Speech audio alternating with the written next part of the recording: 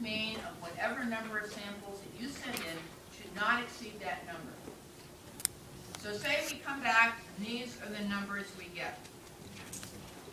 One sample was 300 E. coli per 100 ml. Another was 10.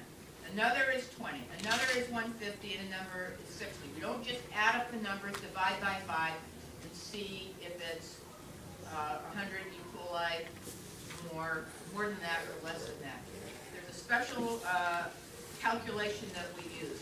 So what we do is we find the exponential for each reading, log to the base 10, from the log table. We've got a log table on the next page. So you know that 10 to the 1st power equals 10. You know that 10 to the 2nd power equals 100. And 10 to the 3rd power equals 1,000. This is the exponential. The 1, the 2, or the 3 is an exponential. But what you don't probably realize is that you can raise something to a power that has a decimal point value. 10 to the power 1.450. So it doesn't have to be a whole number like a 1 or a 2 or a 3. In fact, 10 to the 1.450 would be close to 30. Here's our log table. So these are the actual numbers, and this is the power to which we raise 10.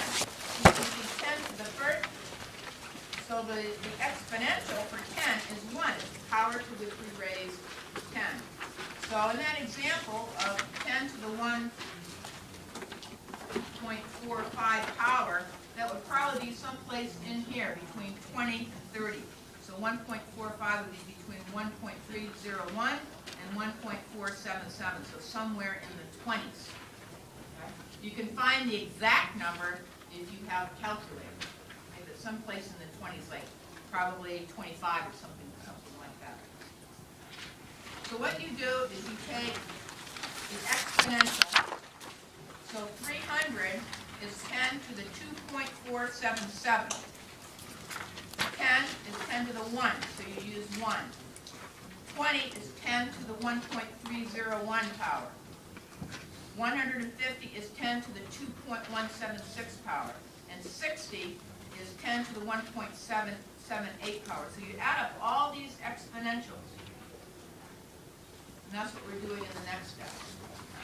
So it adds up to 8.732. We took 5 samples.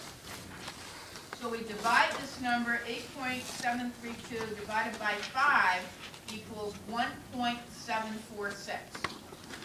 So the question is, what is the number? 10 to the 1.746 power equals. You know what it is off the top of your head? Of course not. You need a calculator. You need a chart. So 1 to the 7.456 would be someplace in here, between 1.699 and 1.778, so somewhere in the 50s. And so if you actually calculate it out, it's 55. So you can ballpark it with the 3-place log table. So does that meet the standard? It does indeed. It's less than 100 E. coli per 100 ml. Okay? So that's what we do. Now if we had 6 samples, we'd get the exponential for 6 samples and then divide by 6.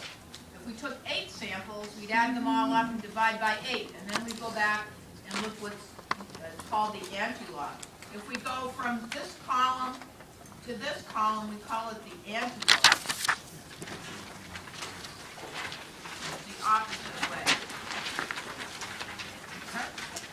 So the standard is 100 E. coli per 100 ml based on at least a minimum of 5 samples.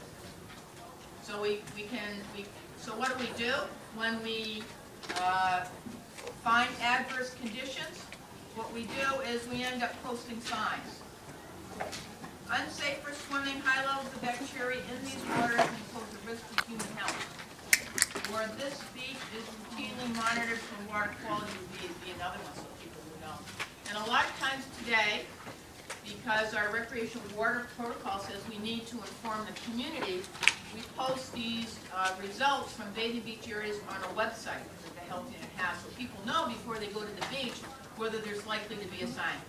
Now, we're not saying on the sign, swimming is prohibited. We're just warning people that it's unsafe. Our analysis means it's unsafe. So we can have an unsafe beach because there's particulate matter in the water, there's stuff floating around, it's suspended in the water, and it doesn't look very healthy. That could be one reason why we post a sign, but it could also be because the geometric mean exceeded 100 E. coli per 100 ml, based on a minimum of 5 samples.